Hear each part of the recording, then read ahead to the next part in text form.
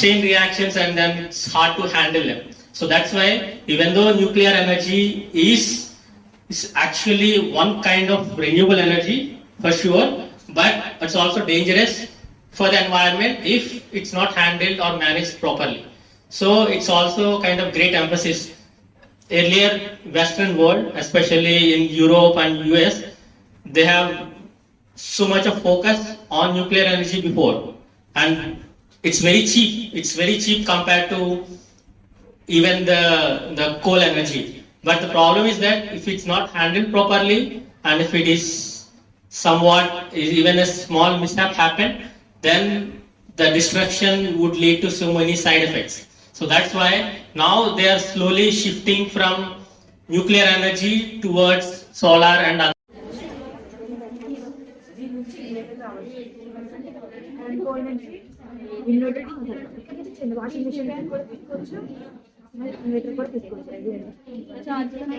Make sure that you read the question.